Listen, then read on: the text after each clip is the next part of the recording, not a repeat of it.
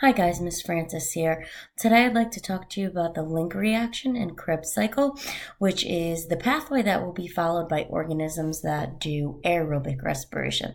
But first I want to take a look at where we're coming from.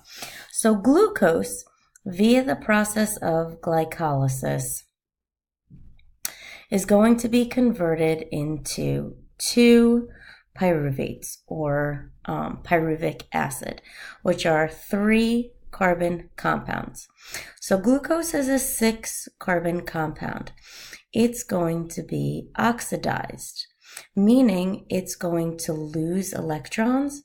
So my NADH is going to gain those 2 electrons donated by glucose. So this is NAD plus. NAD plus is then going to be reduced into NADH.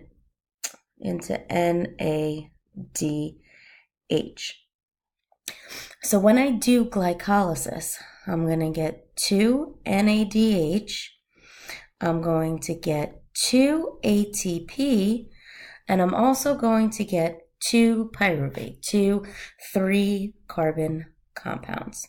Now this is all occurring in the cytosol, which is why glycolysis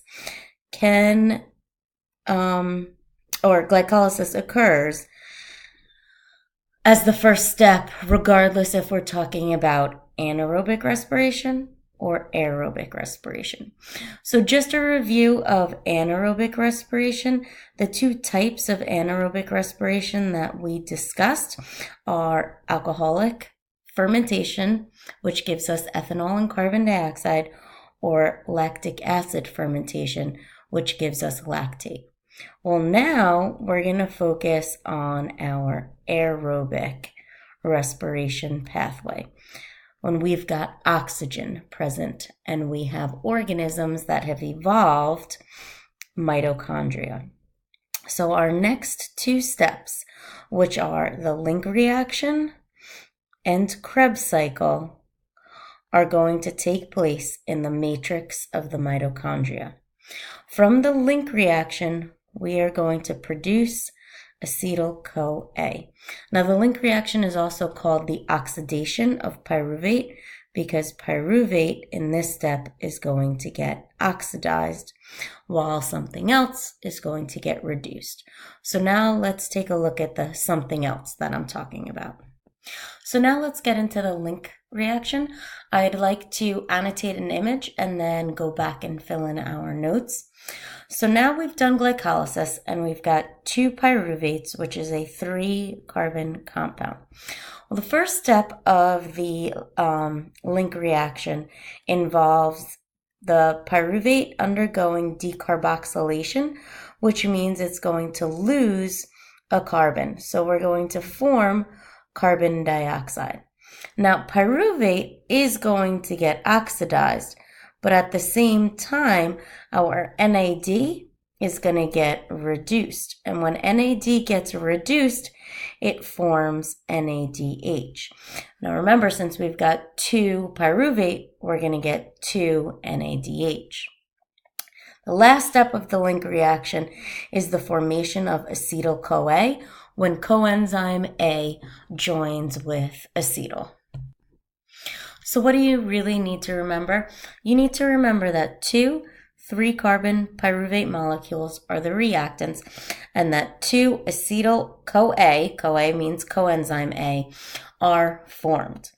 2 carbon dioxide molecules are formed because pyruvate is decarboxylated, and 2 NADH molecules are formed since pyruvate is oxidized.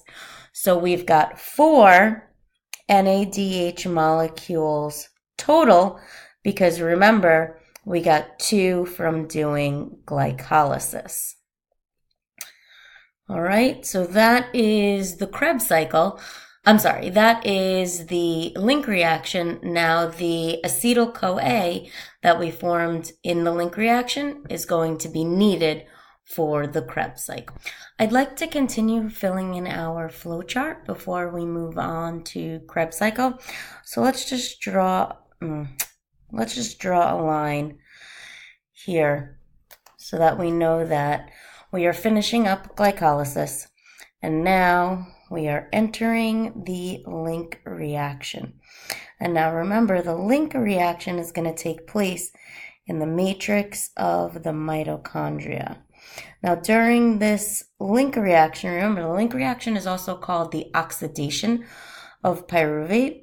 So pyruvate is going to get oxidized while 2 NADH are going to be formed because 2 NAD pluses are going to be reduced. So do you see how we still have our redox reaction going on?